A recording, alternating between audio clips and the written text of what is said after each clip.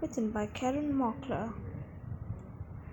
Under the parking lot, the ancient skeleton lay buried in the middle of town, not in a coffin or even in a cemetery, but beneath a parking lot. An archaeologist gently scraped away the dirt that hid the skeleton's spine. The brutal spot was strange, but then so was the spine, for two reasons. First, the spine was crooked with a striking edge curve. Second, this particular spine belonged to a famous king. Before that far day in 2012, when researchers found the bones of King Richard III beneath a parking lot in Leicester, England, she had hidden it for more than 525 years. But how could the researchers know for sure it was Richard? Ancient history led the way, and modern science followed. Behind the scratch, finding the king's long-concealed body beneath a city parking lot wasn't an accident. Thanks to the historical record, researchers knew that beneath the parking lot lay the buried ruins of the Greyfriars monastery, where Californian monks lived from 1255 to the late 1530s.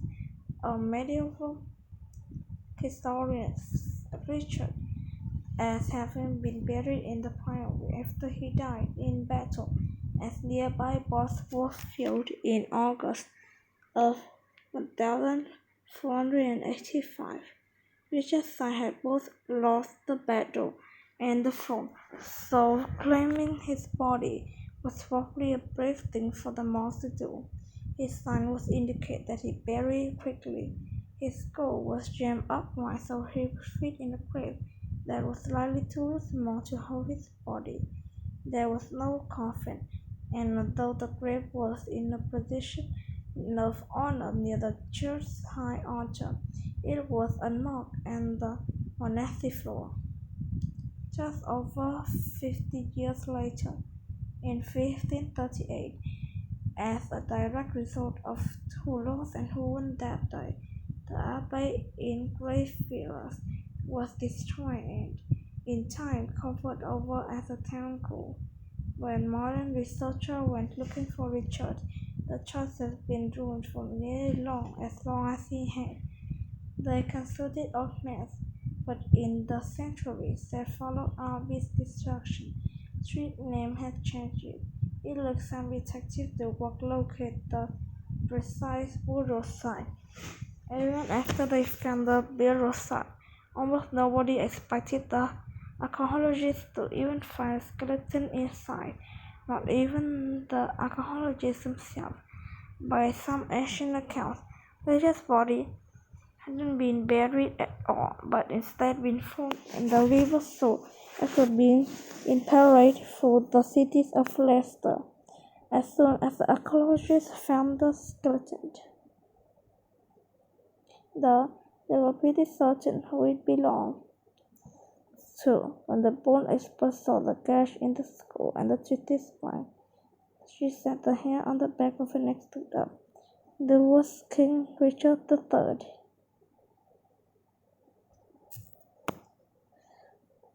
Ancient history. Richard died in 1485 at the Battle of Bosworth Field after a mile from Leicester, after leading a direct charge toward his enemy, Henry Tudor. Richard lost his horse on slippery ground and was overrun by Henry's soldiers and lost his life. His crown fell alongside his body. Historical accounts of the battle mention the fatal blows that struck Richard.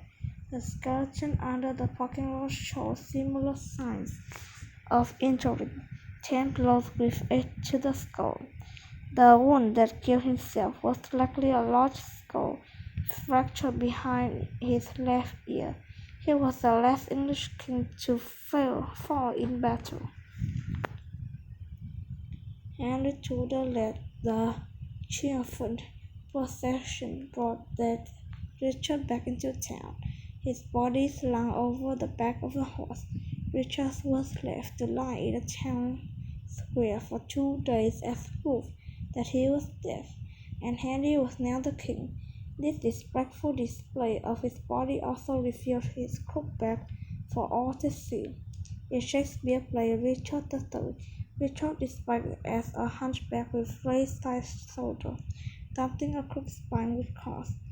In the play, this deformity is more caused on scorn than sympathy in real life. Is another matter. At the time, Richard's spine began to bend, probably between the age of 10 and 12.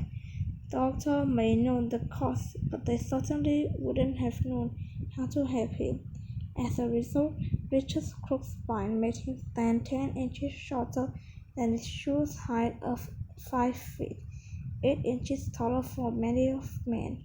As an adult, he probably lived with a near constant pain. Centuries later, we know how that Richard suffered from scoliosis. When archaeologists found his skeleton, they first lifted the arms, legs, and skull from the gravesite. When they finally reached the torso, and the cold spine knew they had found Richard. Modern science. Everything ancient history could tell the researchers suggest that they turned to a modern science to confirmation. By studying the bones, scientists soon learned that they came from a man around the age of 32, Richard's age when he died. They also tell that the skeleton owner has enjoyed a high-protein diet rich in meat and ocean fish. In the 15th century, only the wealthy, a king for instance, ate that well.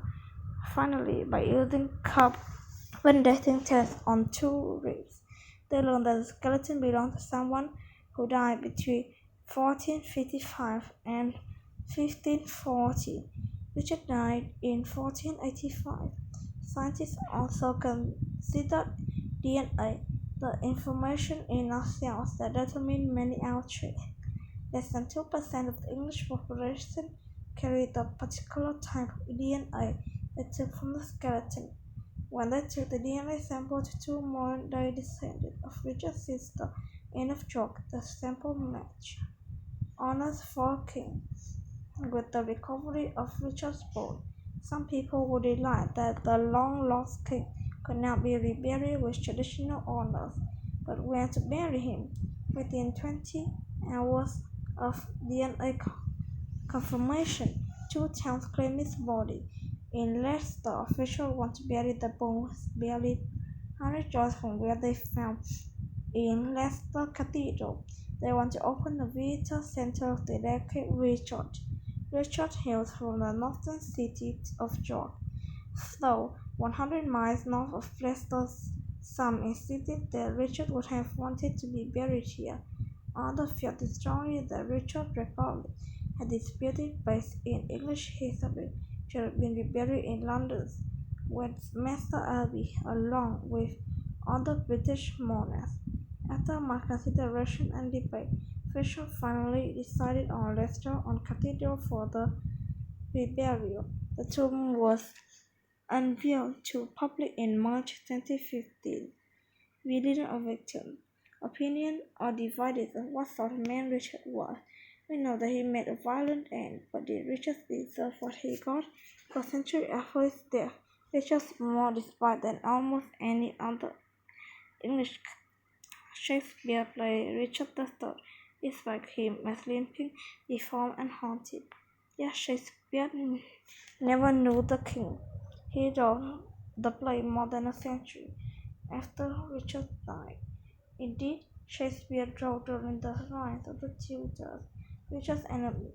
Some argue that both were Tudors and Shakespeare wronged Richard III, that he was a victim of their propaganda. And what about they said and wrote about? Richard made him seem worse than he was. We may never know for sure. What we do know is this. In 1483, Richard's older brother, King Edward IV, died, probably of pneumonia. Richard has always been loyal to his father, so when Edward died, he named Richard to be the royal protector of his eldest son, who in time would have become Edward the Fifth of England. Instead, Richard ascended the throne and began to consolidate power for himself. He imprisoned his brother, two sons, Edward and Richard, in the Tower of London. The young princes would never see them again. 2 years into Richard's reign, the battle for control of England between Richard's fort and followers of Henry Tudor took place as Boswell's field, betrayed by the men he thought were his supporters. Richard was killed while fighting desperately on foot. After losing his horse, his crown was picked up from where it had fallen. Henry Tudor was crowned King of England battlefield, became King Henry the Seventh. Years after, in 1534, Henry's son Henry the Eighth broke with the Catholic Church and dissolved with the monastery. This act led to the destruction and loss of Wayfair Priory, where a century later Richard's skeleton was uncovered. The rest of the story is not so clear.